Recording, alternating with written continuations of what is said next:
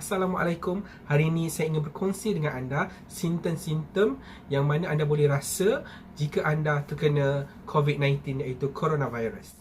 Pada hari pertama sehingga hari ketiga, gejalanya ialah hampir sama dengan masuk angin. Kedua, sakit kerongkong ringan dan ada sedikit sakit, gatal-gatal, sakit sedikit. Yang ketiga, tidak demam, tidak lelah, masih boleh makan dan minum secara normal. Itu daripada hari pertama dan hari ketiga. Hari keempat, yang pertamanya anda akan rasa sakit kerongkong sedikit, badan terasa macam nak mabuk. Kedua, suara anda rasa serak. Yang ketiga, suhu badan sekitar 36.5 darjah Celsius. Yang keempat, mula gangguan pada tabiat pemakanan, rasa kurang berselera, rasa macam tak selera makan lah. Yang kelima, sakit kepala ringan. Sakit kepala biasa-biasa, bukan sakit teruk, tapi anda dah mula rasa sakit kepala. Yang keenam, cerit-berit atau gangguan pencemaran ringan, mana anda akan mula cerit-berit dan rasa gangguan seperti cerit-berit dan rasa keracunan. Kemudian pada hari kelima, sakit kerongkong, suara anda semakin serak. Yang kedua, badan panas ringan, suhu antara 36.5 hingga 36.7 darjah Celsius. Dan yang ketiga, badan anda lemah dan rasa sakit sendi.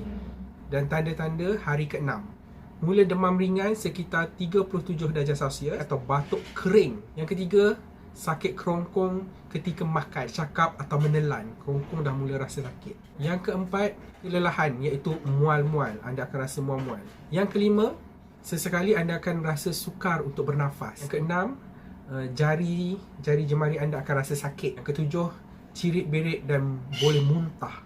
Pada hari ketujuh, pertama iaitu demam lebih daripada 37.4 darjah Celsius hingga 37.8 darjah Celsius. Yang kedua, batuk anda akan lebih banyak berkahak. Yang ketiga, bisa badan dan sakit kepala. Yang keempat, cerit-berit yang sangat teruk. Muntah yang banyak lah, makan muntah. Terusnya pada hari ke-8, yang pertama demam pada level 38 darjah Celsius atau lebih 38 darjah Celsius. Yang kedua, sukar bernafas dan setiap kali bernafas di dada akan terasa berat, susah nak bernafas. Yang ketiga, batuk yang berterusan, batuk yang tak hentilah. Empat, sakit kepala, sakit sendi dan sakit di punggung. Dan pada hari ke-9, gejala yang pertama ialah gejala tidak berubah tetapi semakin bertambah. Gejala-gejala tadi semakin bertambah, dia tak akan berkurang. Kedua, demam semakin teruk. Anda rasa demam yang berlarutan, panas semakin teruk, tak ada selera makan, muntah, cerit-berit. Batuk tak reda, lebih buruk daripada sebelumnya, makin teruk lah. Yang keempat, sukar untuk bernafas. Dan kali ini bernafas kena berusaha, kena try so hard untuk bernafas. Jadi jangan tunggu lama-lama. Jika anda dah ada tanda-tanda hari pertama, yang kedua, hari ketiga, sila pergi ke pusat kesihatan yang berdekatan dengan anda. Bagaimana untuk anda boleh mengurangkan risiko-risiko jangkitan coronavirus? Yang pertama, keraplah mencuci tangan dengan sabun supaya tangan anda bersih. Yang kedua, tutup mulut dan hidung apabila anda bersin ataupun batuk.